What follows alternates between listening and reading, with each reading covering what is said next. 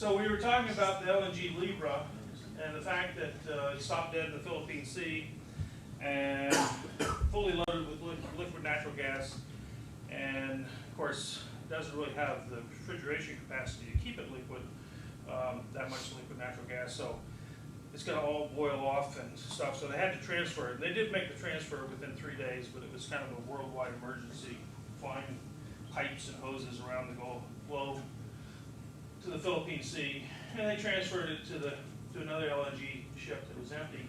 And then they towed it to Singapore, and before they did that, some divers had found that the propeller had been pushed back against the rudder. When they got to dry dock in Singapore, they found they had a crack in the tail shaft, 33-inch diameter shaft, and a crack right here near this flange. So the question is, why did it occur? Well, first of all, you got to see what it looks like, the fracture looks like, and this is the flange shaft. There's a person standing back there, 33 inches diameter, this big hole right here in the center of the shaft. A brittle fracture, this very rough fracture in here, this torus right in here, is a brittle fracture. This torus here that's smooth is actually a fatigue crack that grew in service. So it was in service for about 4 years, and it turns out the fatigue crack grew from, well, first of all, there was a brittle fracture that grew from this defect, and this is a casting defect, we'll talk about that.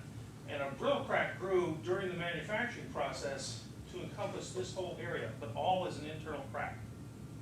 And at first, I had never seen one of these things. This was in my youth.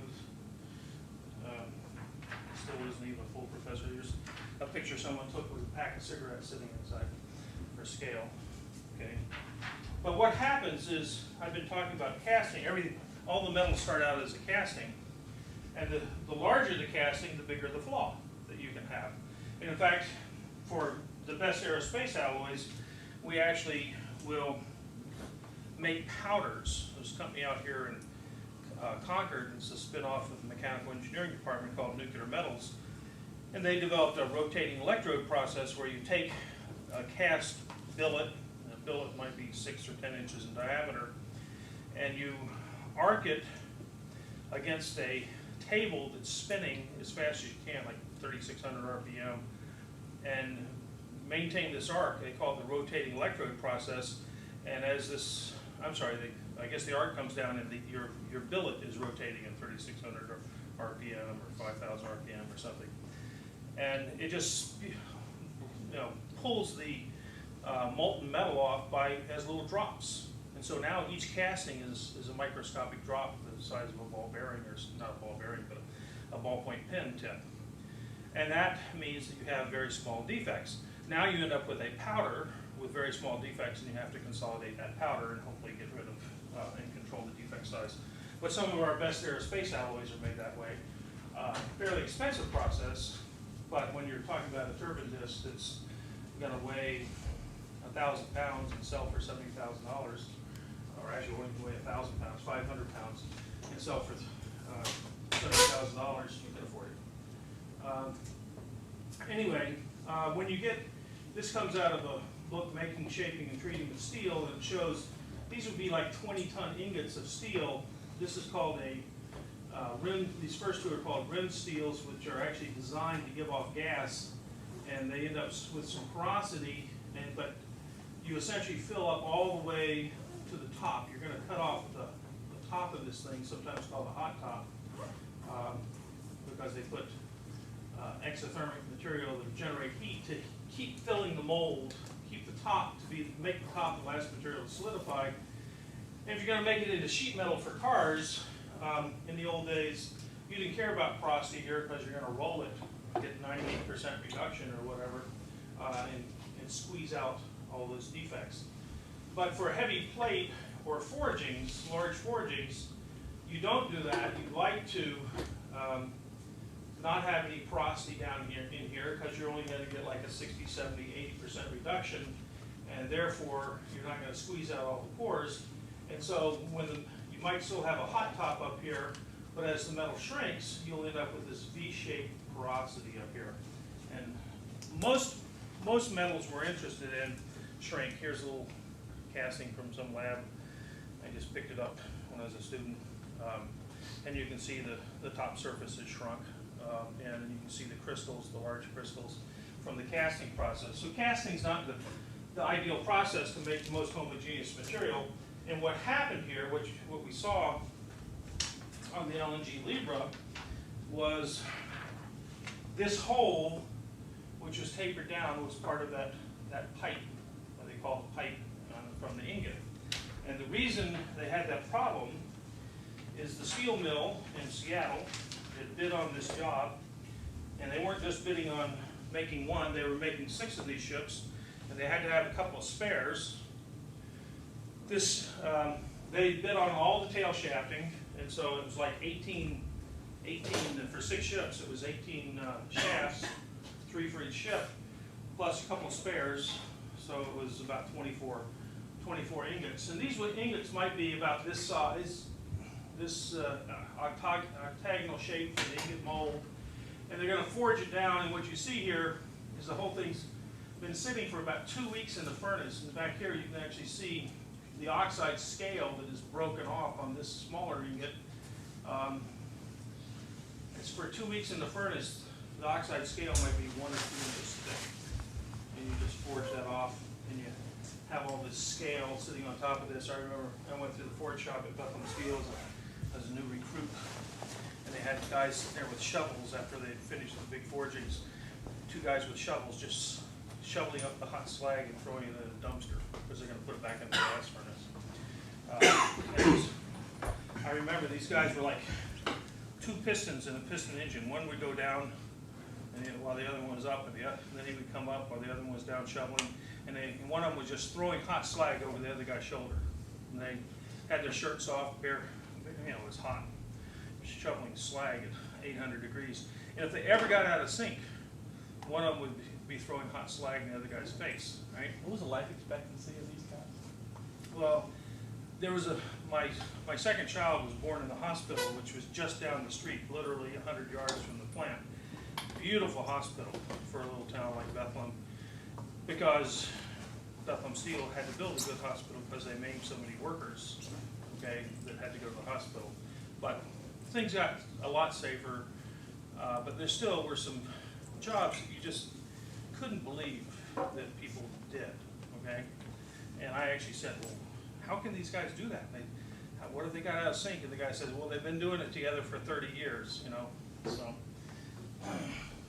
Anyway, so this is the forging. You can see, you might, if that's half the diameter, well, that means that's a 75% reduction in area because you go as the square, right, of the area, or the area goes as the area. But that's the type of forging they were doing.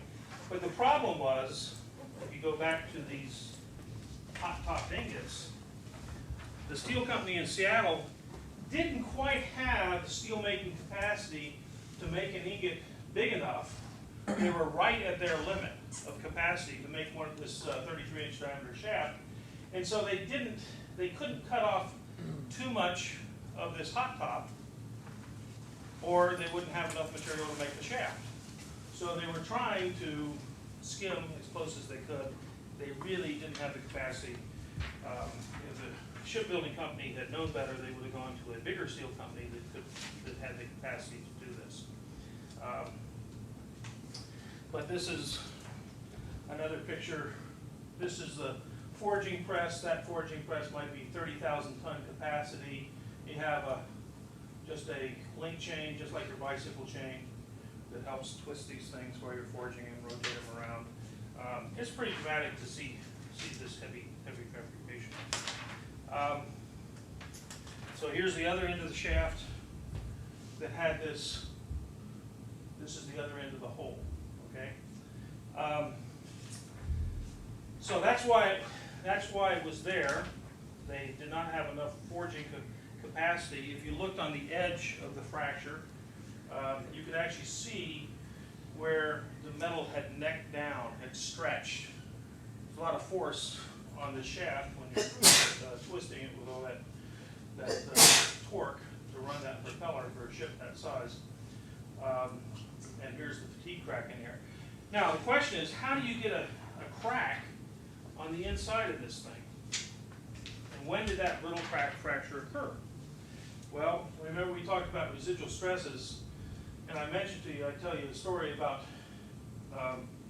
how sticking something cold in the oven can create compressive stresses on the surface and tensile stresses on the inside. Well, they also were trying to shorten the heat treat time, or the heating time for these things. So instead of putting it in an oven at 1,000 degrees Fahrenheit and letting it heat up for a couple of days and get warm above its ductile brittle transition temperature, they just stuck it in a hot oven at 1,600 or 2,000 degrees Fahrenheit and gave it the thermal shock on a cold piece of steel. It was cold, it was room temperature, and we know that steel, if it's got large grain size, and castings have huge grain, castings this size have huge grain size, has low toughness, particularly at room temperature. And so if you throw that in an oven and the surface goes into compression because it's expanding, the center goes into tension, and you will hear a rifle shot several days later or a day later in the furnace, come out of the furnace as a crack grows, and it grows in the tensile region and grows out and stops at the compressive region. So it's called a clink, okay, because the old steel makers would hear this, it was more like a rifle shot, but you hear this huge clink, which is basically the brittle fracture running. And brittle fractures typically run at about 1/3 the speed of sound. And so all that sound, you know, the piece of steel just carries the sound right out of the furnace. And so this was a clink brittle fracture that occurred when the inside was still near room temperature. Here's your initial flaw size, there's your brittle fracture, and it runs outward symmetrically until it runs into compressive stresses from the heating, okay? So I've only seen 2 clinks in my life. That was the first one. The other one, I was down at a metallurgical testing lab in Dallas about 8 or 10 years ago, and they had this shaft. It was about 24 inches diameter or so, and it had a clink in it, just like that, brittle fracture in the center, fatigue on the outside. And I said, "Oh, what's that?" And they said it's from the shaft of a wind turbine, you know, wind turbine to generate energy. And this belonged to Enron when Enron was still in existence. And I said, "Well, so have you guys figured out what it is?" They said, "No, we've never seen anything like it." I said, "You want to know what it is?" I said, "Well, what is it?" I said, "It's a clink." Okay? So even in the 1990s, people still were trying to heat up their steel too quickly. So if you ever see a spec that says you take these huge forgings and you put them in the furnace for 2 weeks to heat them up, but they also make you heat them up slowly for 2 weeks, there's a reason, okay? And it's called thermal stresses, okay? And brittle fracture of steel. So, however, then you can say, well, didn't these guys know enough to inspect this before they put it into service? And the answer is, of course they did. And in fact, actually I have some pictures. If you do metallurgy, here's some of the porosity inside the casting. There's no etching of that. If you look at some of the secondary cracks, here's some of those areas of porosity would just link up in between the little fractures. And so it's like a piece of perforated paper between the porosities. And you're getting cracks. And you can do a fracture map, which I did. So here's your tail shaft, and here's your brittle fracture running radially outward, and then you can actually follow how the fatigue crack started over here at about 11 o'clock, and it ran, let's see, where it's, actually it ran outward, and then it kind of came back, I guess it met back here. Okay, you can follow the fatigue striations, and you can map out the exact fracture path over time.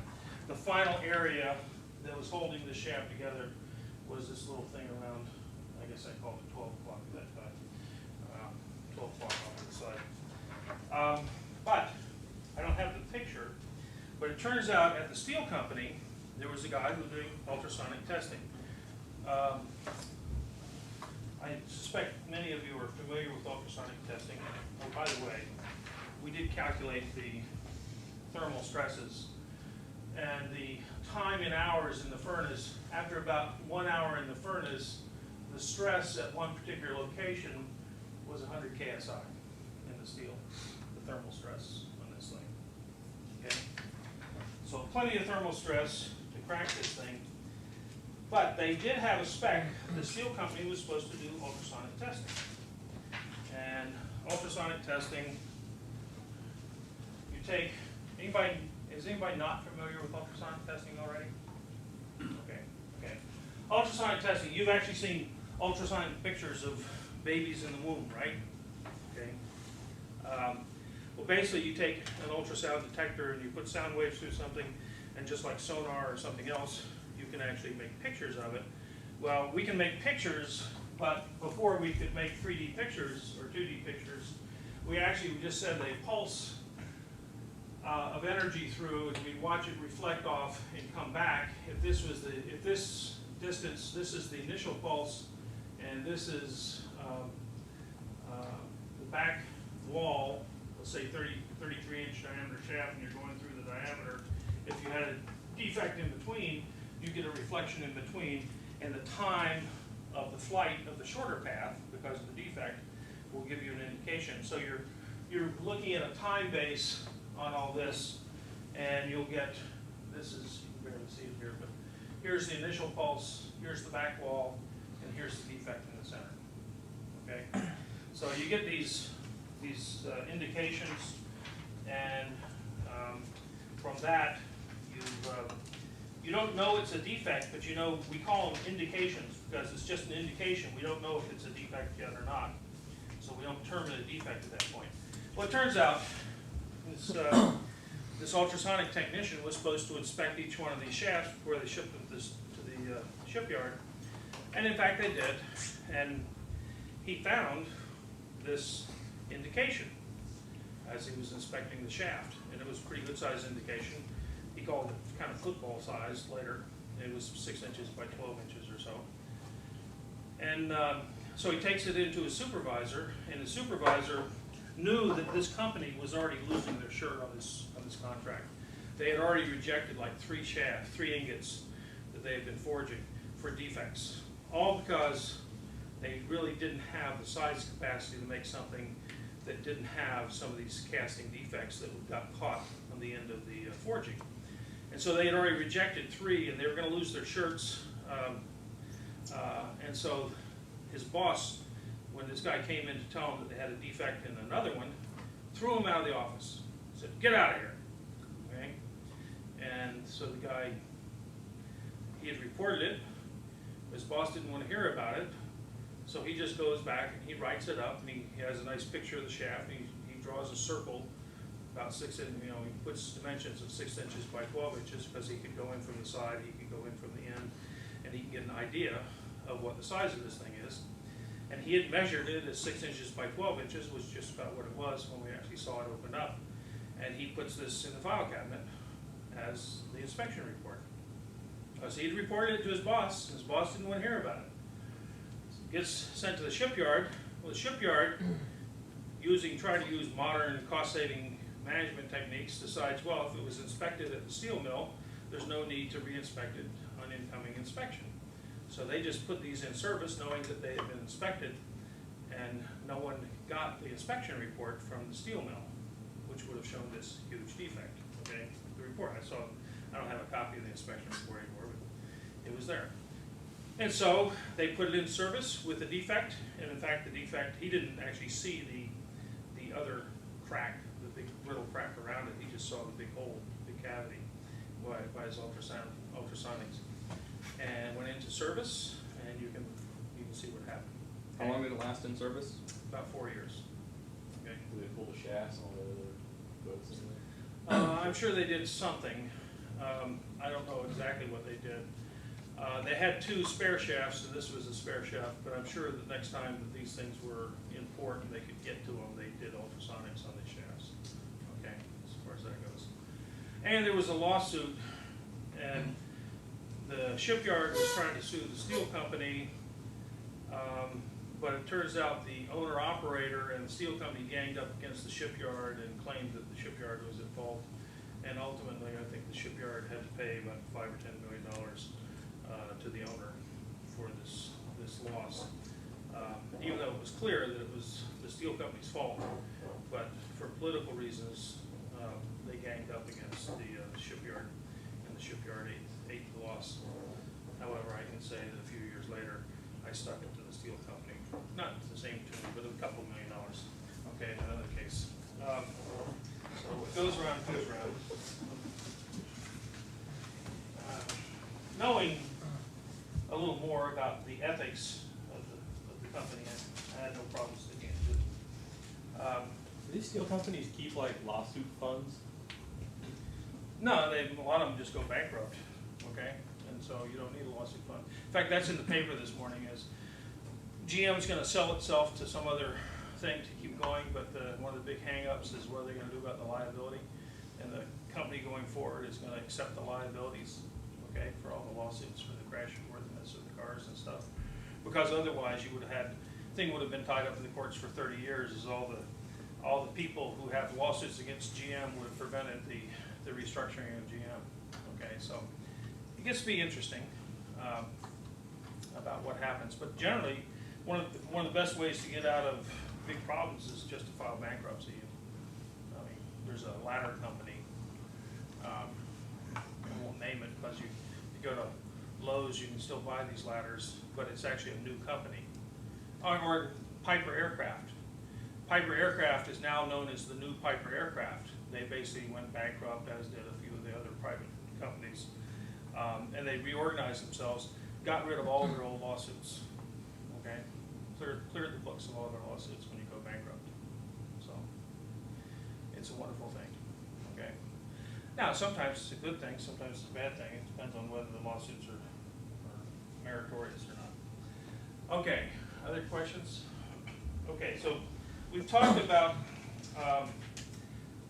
ingots have flaws, and if you think about what we did, we started talking about selection of materials, and then I started talking about fracture property of materials, and we got to the point where, starting about 40 or 50 years ago, people started looking at damage tolerance rather than total life of materials. The old SN curves was kind of a total life approach. You build the product, you see how many cycles it'll take, very expensive testing, because you've got to run like 10 or 12 tests, and then you figure out how long you can leave it in service. Whereas if you come up with non-destructive test techniques, you can come up with, you can measure the flaws, knowing the size of the flaw, knowing the crack growth rate. You can say, well, this thing will be good for another 500 hours or 1,000 hours, whatever the period of time is before your next inspection, and it won't grow to critical size. You won't get a catastrophic failure before the next inspection, and you can put it in service. And that's generally true. Now, every now and then we run into a problem. There's a Sioux City, Iowa crash. Anybody remember that? Although many of you are probably still in elementary school or younger. What is it, early 90s, Brian? Sioux City was early 80 or 88. 88, And then okay. there was a more recent one in Pensacola in about 2000. Oh, there's even a more recent one that I just found out about 2 years ago. But it was a disc failure. Okay, Sioux City, Iowa was it was a commercial plane, and they had a turbine disc failure. And when the turbine disc lets go, just by conservation of energy and momentum, you could prove that the largest piece of the disc that could be separated is about 1/3 the weight of the disc. And if that happens, and you have this thing that was going at 20,000 RPM and weighs a couple hundred pounds, go flying out, it will wipe it out, anything that's in its path, okay? And so in this case, it was one of tail-mounted engines on this aircraft, and it cut through a lot of the control cables on the control surfaces for, you know, guiding the plane so you could land and things like that. So what happened, without any control surfaces, but still had the other engine operating, the pilot, by just guiding the, you know, powering up and powering down with no ability to change his rudders, basically landed the thing with everybody on board and landed them all safely, okay? So he was a big hero. That was the good news. The bad news is that the disc had failed, and it had failed. It was a titanium disc. It had a large alpha inclusion. And the alpha inclusion is basically it's oxygen that got into the titanium during the melting process. And it was about the size of a piece of chalk, or maybe half that size of this whole piece of chalk. I mean, it was a big inclusion. And the question is, why hadn't it been found in the previous 3 or 4 inspections of this turbine disc? And they had used ultrasonics and x-rays. First of all, it's hard to see alpha inclusions on x-rays because there's not a lot of density difference. Should have been found with the ultrasonics, but the ultrasonics requires a person to look at the screen. And it's not the most exciting job in the world to look at a screen 8 hours a day. And so people lapse in their attention span. And so there was this alpha inclusion fatigue crack crew, just been inspected like 2 months before or something like that in one of the engine teardowns, but no one found it. There have been like 3 or 4 inspections that should have found this thing. But that one all got settled reasonably quick because it was pretty clear.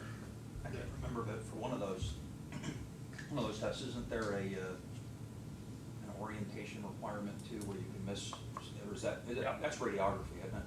Or is it? Well, is it radiography ultrasonic? and ultrasonics. Both of them. You Both to have be problems. almost- If you have planar flaws, you got to look at it in the most favorable direction. If you look at it, if you try to take a picture of something this direction, you don't see a very good cross section. If you look at it this way, you see a great cross section. Okay, and so actually, the guy finding the football-sized defect in that tail shaft probably was just looking around on the diameter rather than down the length, and that's why he didn't see the other crack, because he was looking at the lousy orientation with the ultrasonics. If he had looked at it straight down the shaft, actually down the shaft, he would have seen a huge flaw. Okay, and he didn't draw that in, so he probably was just doing a diameter through the diameter. And there's problems doing it through the diameter because your back wall reflection is going to change its location, although, because at one point you're going all the way through the diameter, at another place you're just going through a cord and you don't have the same thickness, so your back wall is creeping up on that ultrasonic thing. So there's a lot of interpretation. But when you're doing the same thing day in and day out, you should be able to develop that type of skill. And people do develop the skill. And 99.9% of the time, the inspectors do a reasonably good job. It's just that, one time in 1,000, one time in 100, that they miss something, that you got a problem. And in fact, Brian's actually working on what the Air Force call and other people call probability detection curves. And the probability detection curve for any of these non-destructive test techniques will look like something like 0 to 100% probability of detection, and the curve will look something like that. Okay, it will level off, and it only asymptotically approaches 100%. At 50% probability of detection, you're not very happy. You usually like to have something like 98% or something. Well, it turns out for many materials, and I'll actually go through this, the non-destructive test techniques can find something that's about 3 millimeters or 1/8 of an inch in size. And so if you look at a lot of the standards for permissible size defects and the stresses that are allowed, this is just one code, but it's the structural welding code for steel of the American Welding Society, but it's got a section in here that tells you the design allowable stresses if you're building a building or a bridge. Okay, and it turns out for the steel, you might be allowed 50 or 60% of yield. Okay, and that safety factor, which is a factor of safety of 1.5 or 2 on yield, based on yield, is because the steel's been rolled. There's not a lot, you can kind of know it doesn't have really big defects. If it's a casting, you might find this, they may only allow you 30% of yield because the castings are going to have bigger flaws, and therefore they're not going to last as long. If it's a weld, they may only give you 30% of tensile, okay, which is like 40% of yield for most steels or something. And that's because welds have stop-start locations. They may not be inspected as well. They're harder to inspect in some cases. But there's a whole table in here that tells you design strength. the same thing, there's a whole section 6 here on inspection, and it will tell you exactly what size flaws you're allowed by non-destructive test techniques. And virtually all of these flaws in most codes will be at about 1/8 of an inch. Why? Because that's sort of the practical limit of detection for most non-destructive testing, whether you're talking x-rays, whether you're talking ultrasonics. Most of the types of things we use can detect flaws with fairly good accuracy, pretty good probability of detection at 1/8 of an inch. Okay, and we'll go through the reason for that. Now, the Seawolf submarine, does anybody know what happened with the Seawolf? The SSN-21 back in the early 90s. So they went to build it. They were building it out of HY-100, and ordinarily they would do X-rays, or nowadays they'd be ultrasonics on the ships to look for flaws.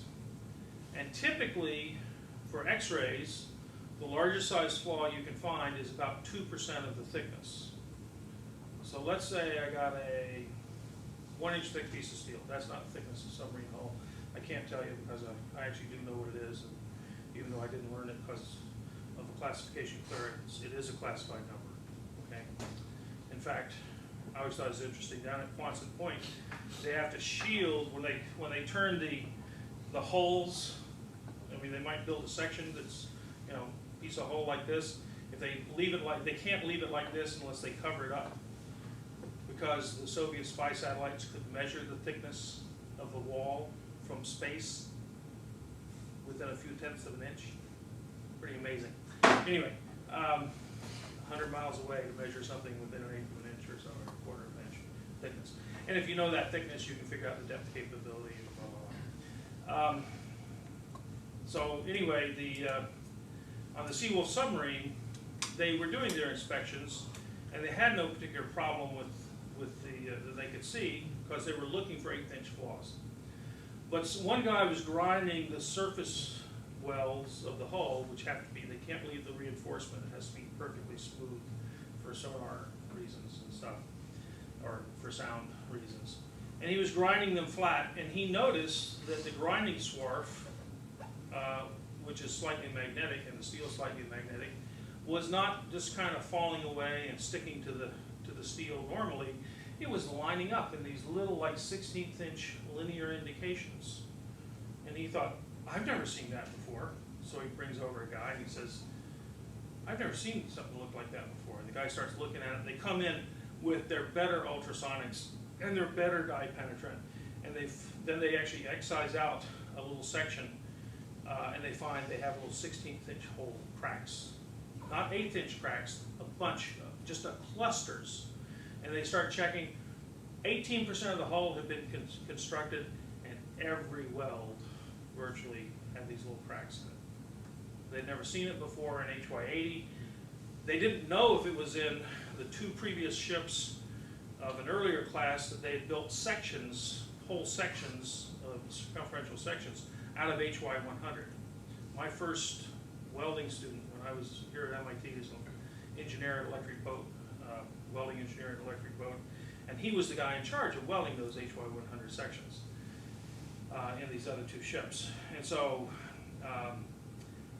all construction stops as they figure out what to do, and chief engineer of the Navy was Mildred Fireball, who just happened to be the guy who, as a captain, had designed the SSN-21, and he was just devastated.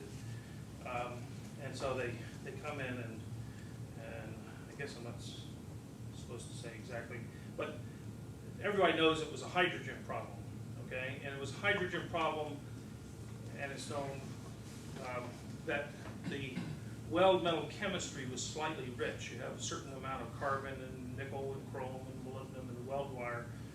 And it was all within the Navy spec, but everything was on the high side of the spec.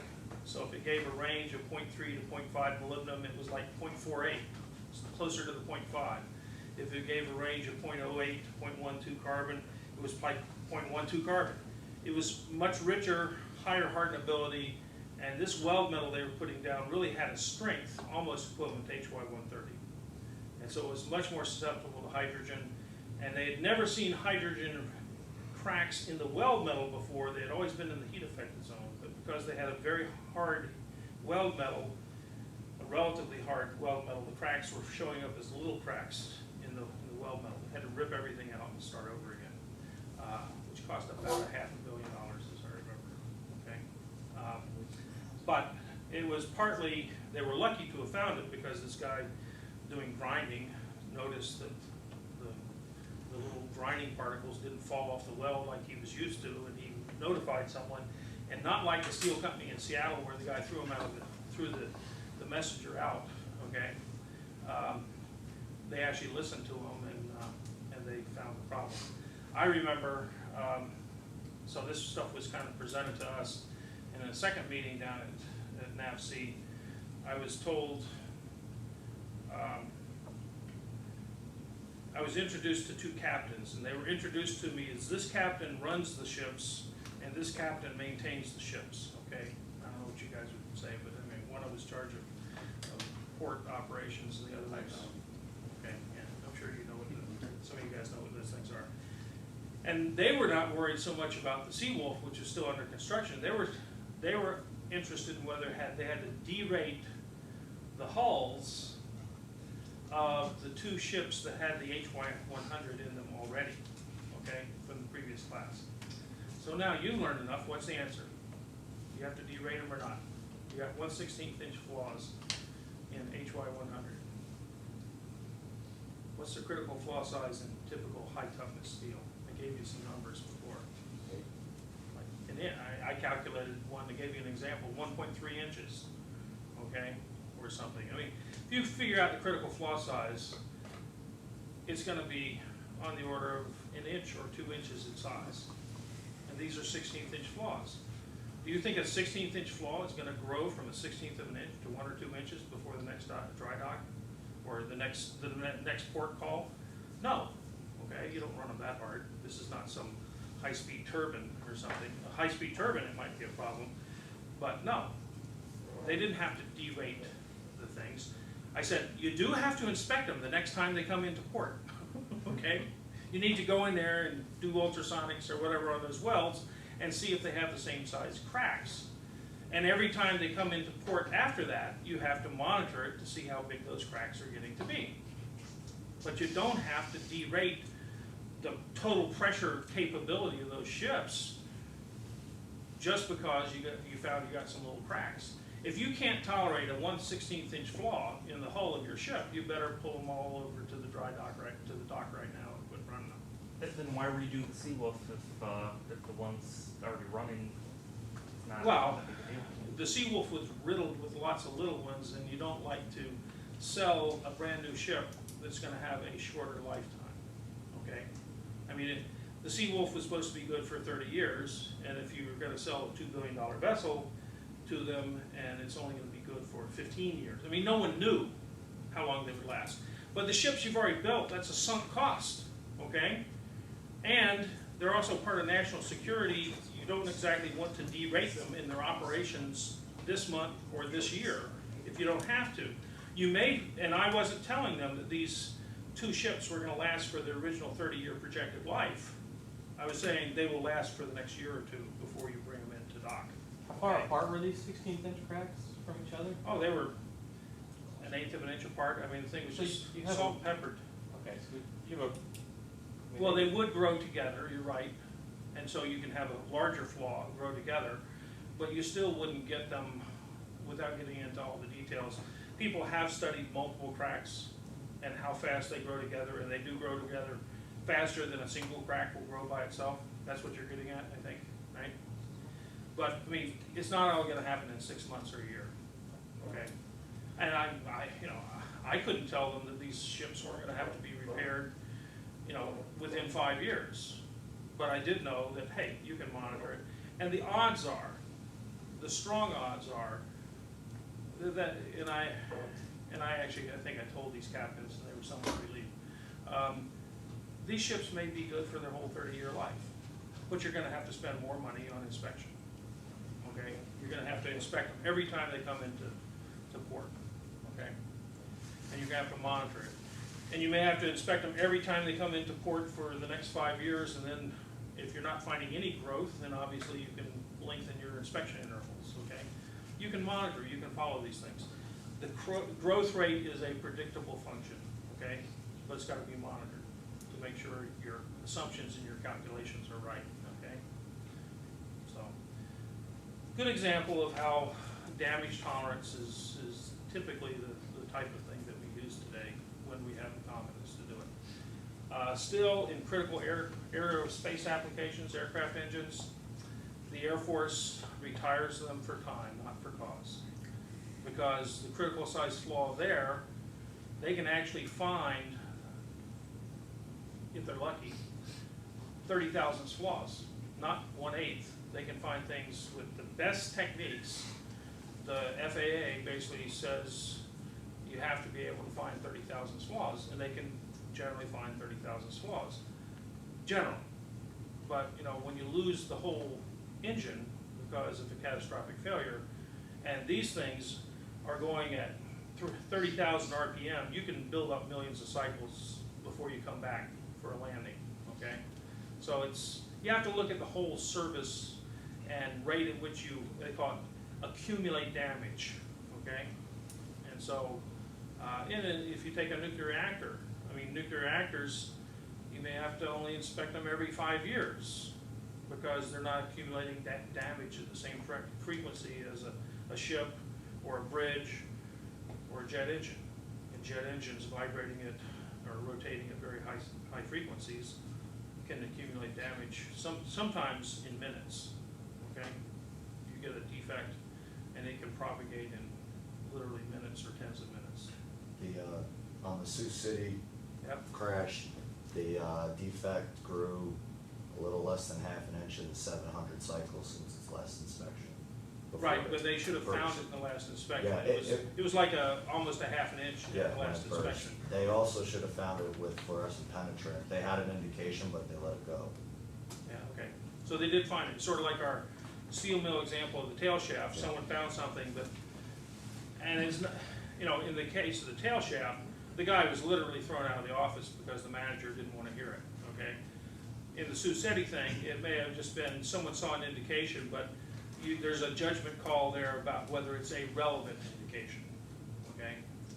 So there's some human judgment goes into that, which is why people are working on things where machines will make those decisions rather than people, okay?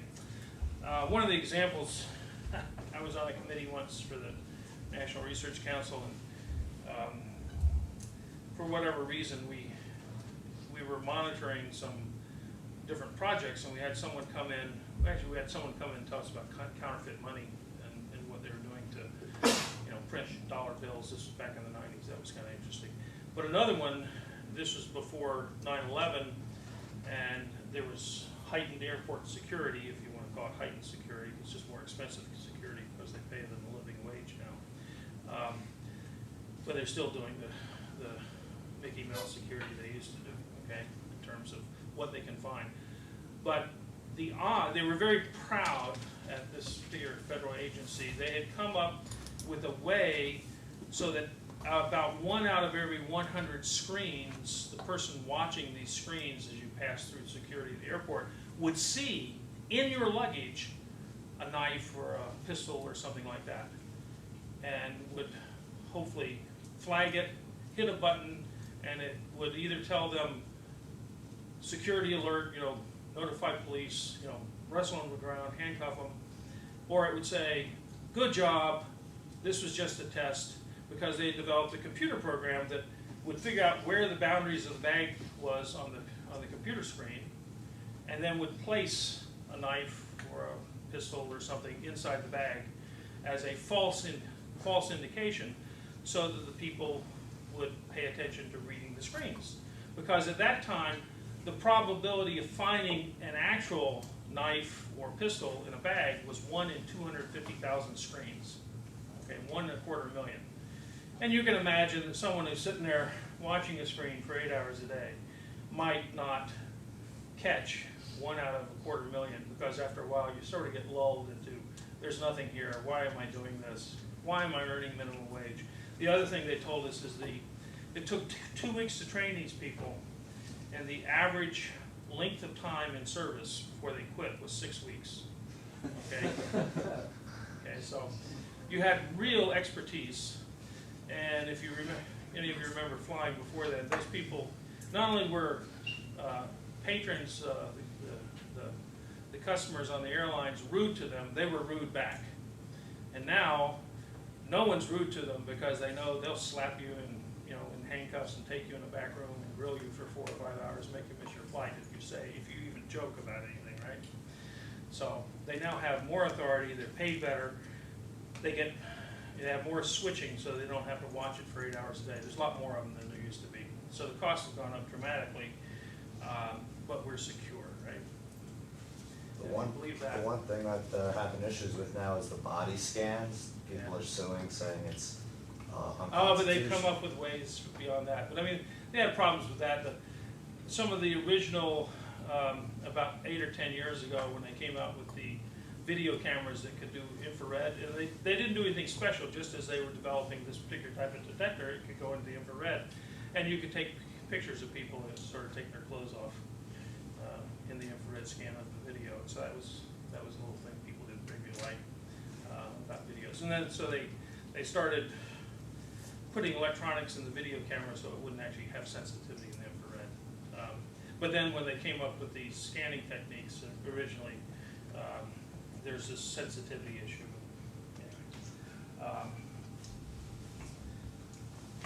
Okay, one other thing I want to say about before I get into non-destructive testing is there's one other technology that was sort of invented in the United States in the early 60s by U.S. steel mills, and that was controlled rolling of steel. It was invented in the United States primarily for sheet material, but ordinarily when you roll steel, you have to roll it when it's hot, and you have to get it hot enough so it's soft.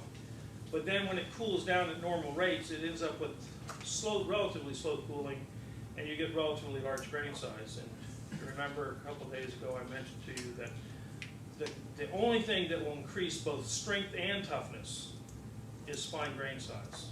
There's no alloying element that does that. Most alloying elements just make things harder, more brittle, more susceptible to hydrogen. The one thing that will improve things is both low toughness, or to improve both toughness and strength, is fine grain size. Well, a lot of the grain growth was occurring as these things were cooling down.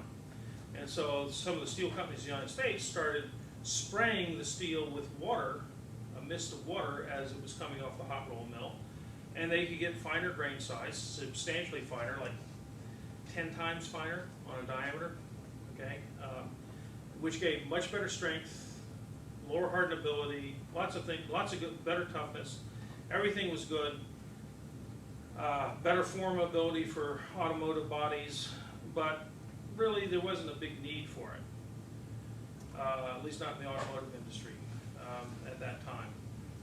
And then what happened is the Japanese in the 60s were improving their shipyards, and they did all their improvements, building new first they had new shipyards, and so they had a little competitive advantage. And then they started doing more intelligent design, and they had an advantage there. But in Japan, in the United States, the welding technology is developed by the people who sell gases for welding. You know, it used to be Airco, or the people who sell power supplies for welding.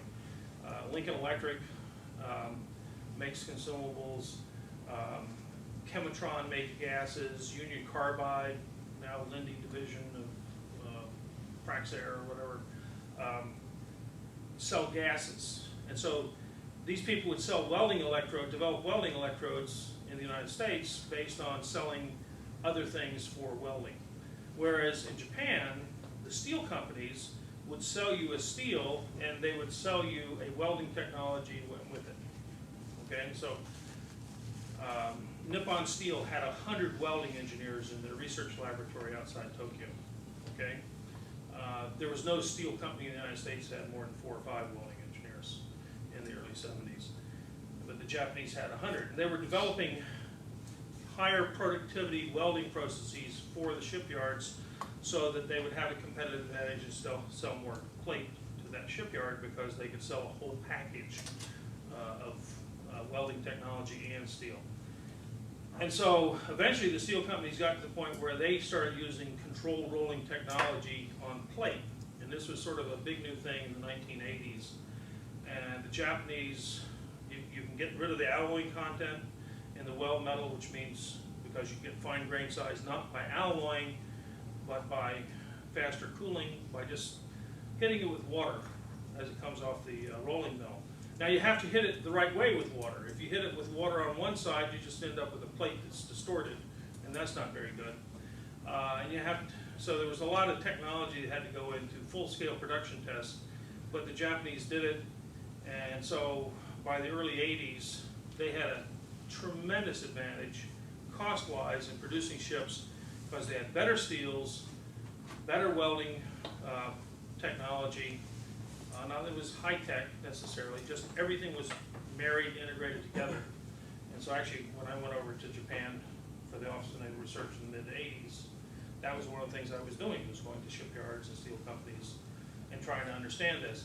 At the same time, David Taylor was trying to get something, and they called it Title III or something. There was something in the US law that you could get the government to help buy capital equipment for a big company if it was going to help for defense technology or something. And so eventually, the steel companies in the United States were losing money in the 80s. But eventually, around 1990, the Navy pushed through, and I think it was Lucan Steel got a bunch of Navy money to upgrade their rolling facilities to make controlled roll steel. And that's when the Navy started using HSLA steel rather than HY steels. HY stands for high yield, HSLA stands for high strength, low alloy, but it's controlled roll. They cool it at a proper rate by water cooling off the rolling mill, get very fine grain, low alloy content, much easier welding. And in fact, one of the big things is they sold Congress that they would be able to weld without the cost of preheat. The cost of preheating the steel can be equal to the cost of the steel, okay, when in heavy plate construction. Now, what they didn't tell Congress exactly was that HSLA steels, the submarine community was so conservative they would probably never use the HSLA steels because they're so worried about fracture properties. The HY steels, they'd done all these explosion bolts tests in the 50s to qualify the HY steels. And last I knew, we still weren't using HSLAs on the hulls of submarines.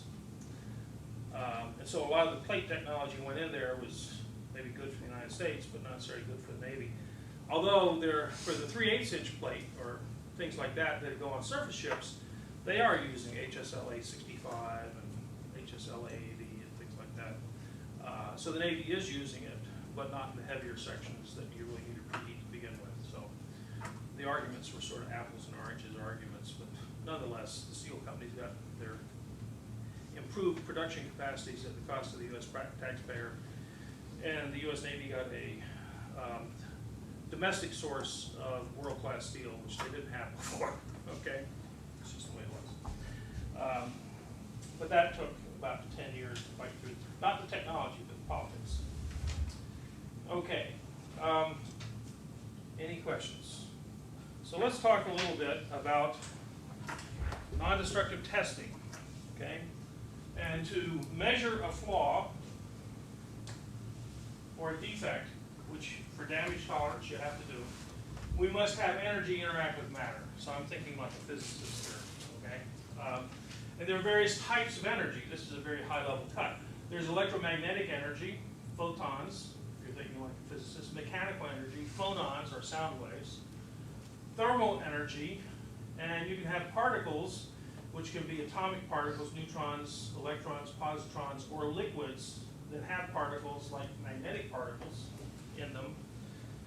And those are some of the types of things that people have used over the years for non-destructive testing to try to measure something. Typically, we're still shooting in the 1/8 of an inch range because that's what all of our codes and standards have been built around for the last 50 years. There are some codes and standards, like Boeing has a spec for welding of titanium, which is thin sheet titanium, because that's all they know about, where the largest flaw by X-ray is 10/1000ths of an inch. That's only about 3 or 4 human hairs, okay? Now, that's because they're talking thin sheet metal, and you can actually, with a little magnifier on an X-ray film, measure flaws that size, just barely, if you're really good and you want to believe that what you see is what you think you see. It turns out, for X-rays in general, the best contrast you can get, the flaw has to be about 2% of the thickness of the part. So if I'm talking about something is 10/1000ths, that means 2% of that would be up to, what, 1/2 an inch, right? 5/1000ths is 1%, so if 5/1000ths is 1%, then 1/2 an inch. So in theory, you could measure with X-rays 10 mil flaws in something 1/2 an inch thick. In practice, maybe you're only going to be able to do 2/10 of an inch thick, but hey, Boeing never saw a piece of titanium except forgings. But sheet metal, they never saw a piece of sheet metal that was thicker than 2/10 of an inch. And so they don't even think about it. But most specs were around 1/8 of an inch. Now, if you're talking 1/8 of an inch for a material, and if that's 2%, then 1/16, you in theory can find something in something that's 1.6 inches thick, right? Did I do that right? No, 16 inches thick. 16 inches thick. Well, in practice, it doesn't work quite that well. But if I want to look at the electromagnetic spectrum as a physicist, I can look at, is this right? Radio, that's supposed to be radio. Radio waves, microwaves, visible, infrared, UV, X-ray, gamma ray. This part of the electromagnetic spectrum is really thermal imaging. And you've probably seen in something, and what I had in my office was this. Oops. I guess I gotta change to light from the top. Okay, so this is some sort of X-Tech, which is some NDT company, there's a little catalog they sent me a week ago. And here, this type of infrared detector, they're looking at an electric motor and looking for the hot spots by doing infrared thermal imaging. So infrared thermal energy comes off as infrared energy, and you can do that. Now, I have a machine that I bought in 1985 in the lab that cost $75,000 in 1985, and it has to use liquid nitrogen to cool down the semiconductor detector, and you have to use all germanium optics and other things. But nowadays, this prices out at $3,000, a little handheld jobby, okay, for $3,000. And you can go around and check circuit panels and things like that and see if things are overheated. So there's infrared thermal imaging. It's come a long way in the last 25 years. Visible, we can use various types of laser, Moire, interferometry, holography. Of course, we use X-rays and gamma rays for inspection. The mechanical spectrum, we actually can only go up to about 10 to the 13th hertz, okay? Anybody know why you can only go to 10 to 13th hertz mechanically? Because if you think of two atoms and their distance of separation and the speed of the atoms vibrating, the fastest they can vibrate before they hit each other in one cycle is 10 to 13th hertz, okay? And you get that by just taking the speed of sound in the condensed phase, which is something on the order of 5,000 meters per second, okay? That's, if you remember, the speed of sound in air is 343.6 or something like that meters per second at sea level. But that's because the distance of separation in a gas of the molecules is 8 to 10 times the distance of separation in a solid or a condensed phase. So it turns out if you go look at the speed of sound in steel or aluminum, it's going to be something on the order of 4,000 or 5,000 meters per second. Okay? And if you take the distance of separation of the atoms, something on the order of an angstrom, okay, you're going to end up with 5 times 10 to the 13th hertz as the time that it takes for 2 atoms to vibrate together in a condensed phase. That is the highest frequency that you can do anything with. But in fact, the highest frequency we really use is something like 100 megahertz, where we use ultrasonic microscopes. So you can take a semiconductor and you can put it in a liquid bath, and you can hit it with basically sonar triangulation sensors in this liquid bath, and you can actually measure things that, whatever the frequency is of that, you're probably down around 1 or 2 mils, okay? But you can only do it on a very small sample when you're measuring things like that. But you actually, there are ultrasonic microscopes that can operate at 100 megahertz. The problem is you have to use almost the Grand Coulee Dam of power to couple in to getting signal out, because a lot of losses when you go to these types of mechanical frequencies.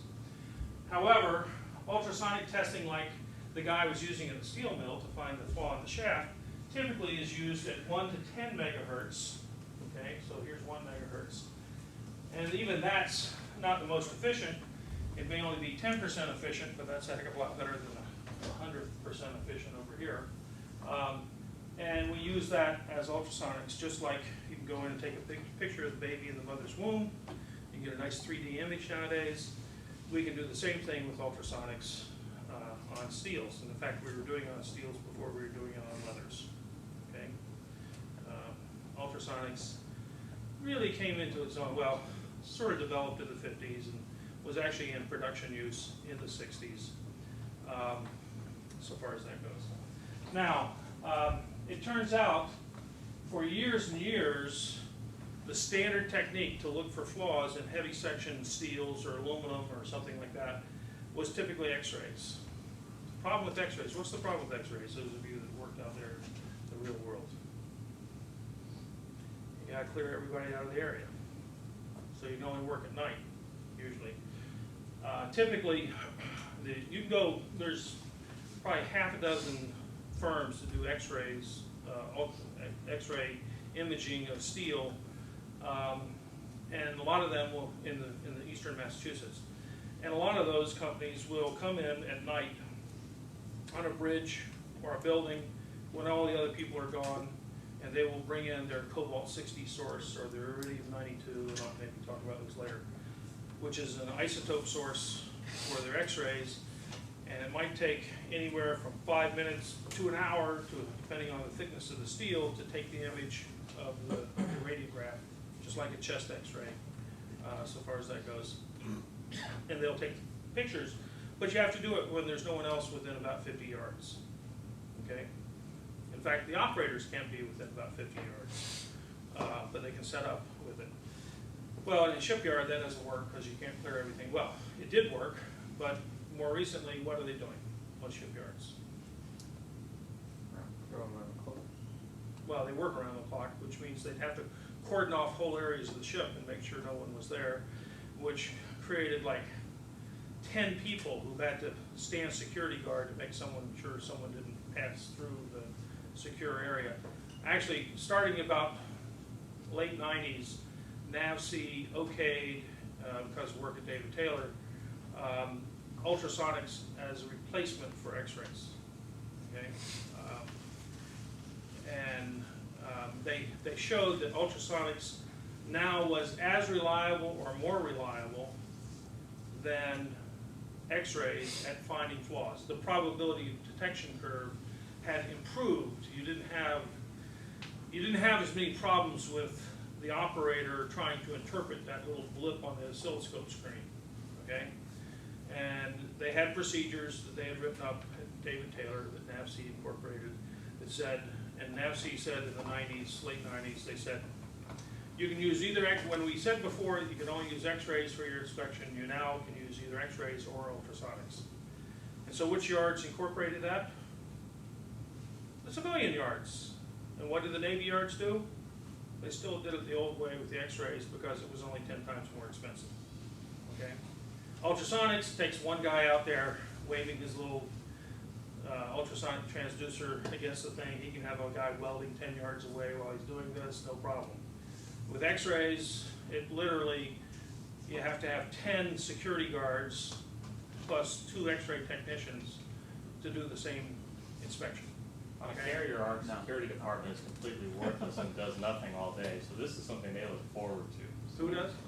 We have a security department on an aircraft carrier. Yeah. We stand around wearing camouflage, accomplish nothing except harassing people that work there. Yeah. And this is what they look forward to for months. They Doing brief an it. x-ray, doing an Yes. x-ray, and telling people to stay away, right? Exactly. This is their mission in life, and they enjoy it. Yeah, well, It's like not having a sticker on your ID card. It will make their day. well, it turns out that if you actually look at the NAVC regs, you could go in there with ultrasonics now, okay? But they won't tell you that, will they? Okay?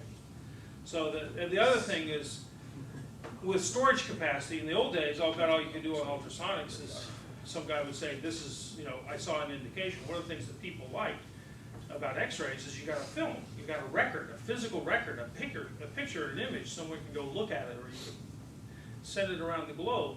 You can still do that with x-rays, but now with ultrasonics, you can actually store the whole oscilloscope trace. I mean, you can videotape the guy's whole ultrasonic inspection, and you can ship that around the world and have some other expert look at it, okay? Which is another thing, basically the increase in computer memory capacity. You can store your UT quote-unquote image, okay? So I guess what you're telling me is the ships are even further behind than the Navy shipyards, because it was about 8 or 10 years ago the shipyards were sort of being forced, the Navy shipyards forced to, when the commercial shipyards were told by NAVC you can use UT, they did it right away because they saw money in it, okay? They could save money, okay? The Navy shipyards, where you have guaranteed employment, basically they saw this as they're going to lose people, okay? So they have been we're fighting it, and what you're telling me is aboard ship you're even further behind, right? This was the Puget people that got to fly down to San Diego to do this. Yeah. So this is like they get paid a whole bunch of extra money to be in a much nicer place. So they will drag that project out for weeks. Yeah, okay, so. Yeah, they still do extensive x-rays, even like a year ago, 2 years ago. Yeah, so, well, okay, see, now you know, it's human nature, people optimize their own, what's good for them. Mechanical vibration and acoustic emission, what was I just heard someone say, acoustic emission is only used in Belgium or something. I mean, basically, mechanical vibration, when you're listening, we talked about, you basically put a microphone on the part, and if there is any crack growth, the crack growth should send out sound waves, mechanical vibrations through the material, and that will be picked up in the 10 to the third to probably 10 to the 5th range, and so that's acoustic emission. It doesn't really work because of all the noise. You can't get a good discrimination of all the noise around you. And believe me, the Navy has brought in their sonar people to try to get rid of that noise, and they're very good at getting rid of sea noise because it's more predictable. You kind of know what the whales sound like. You don't know what all the friction and everything else sounds like.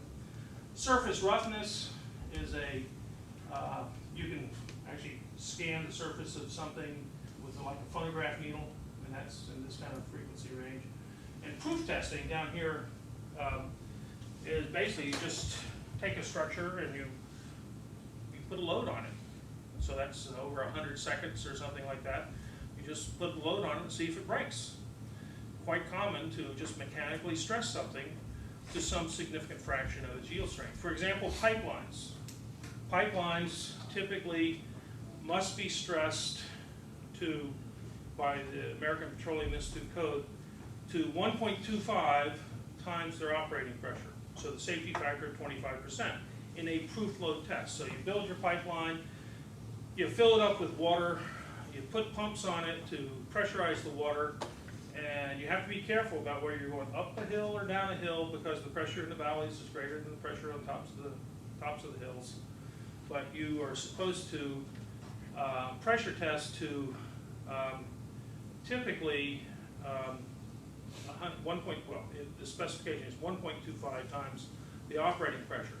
So guess what the maximum operating stress of the pipeline is? It happens to be 80% of the specified minimum yield strength, because you're going to do your proof test at like 99% of the specified minimum yield strength, or maybe even 100% of it, and then you divide that by 1.25, you get 80%. So a pipeline might actually be stressed at 80% of its specified strength. It's one of the most highly stressed structures, but it's also buried in the ground, and so the fracture, you get into all the fracture,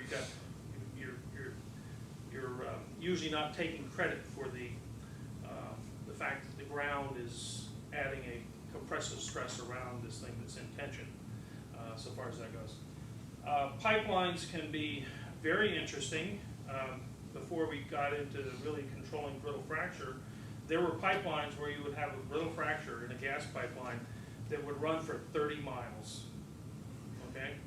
Once that brittle fracture starts, it will go unless there's something to stop it.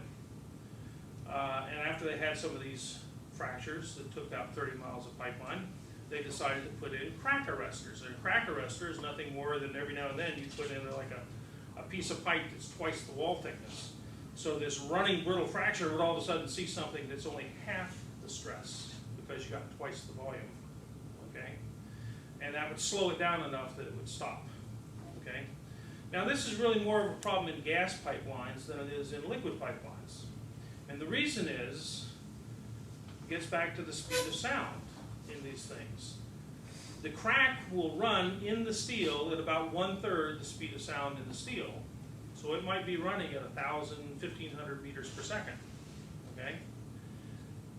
The decompression velocity in the liquid is about, well, it's just slightly faster than that. It might be 2,000 meters per second, because the decompression velocity is proportional to the speed of sound.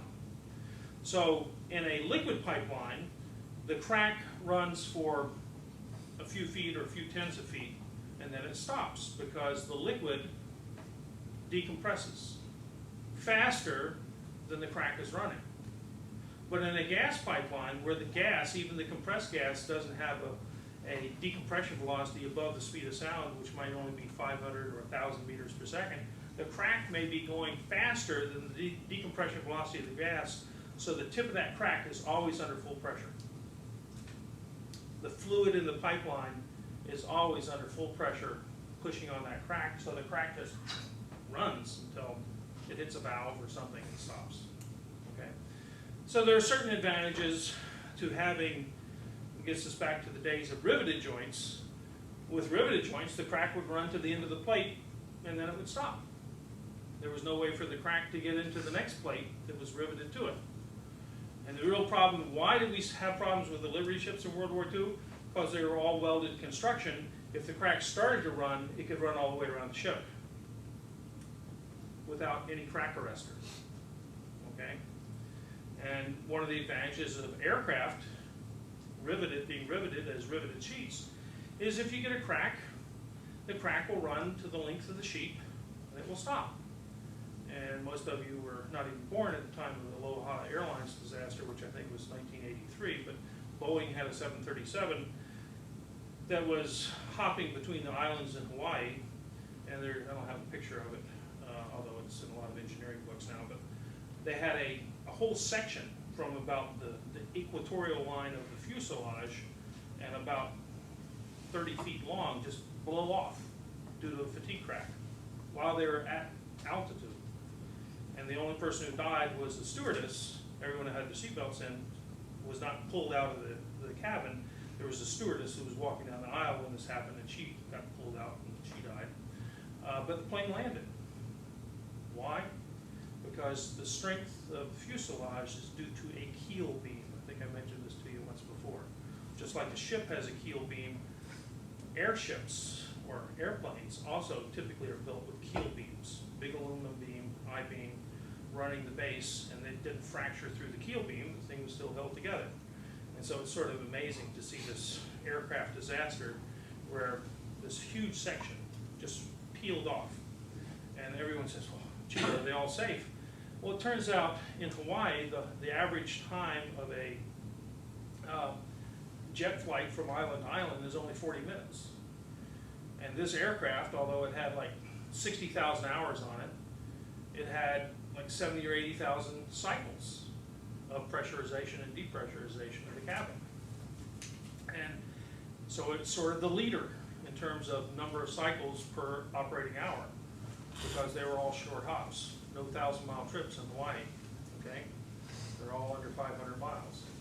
And so this thing had fatigue cracks that had grown, and Boeing's damage tolerance analysis had sort of assumed that the average time of flights was like 1.5 hours, or whatever it is in the continental state, you know, on some continent. And they, no one had stopped to think about, in Hawaii, you need to inspect things a little more often because the cycle frequency is much higher. Okay, so Aloha Airlines was the fracture leader there. Okay, lots of different ways to be the leader. Okay, I'll talk a little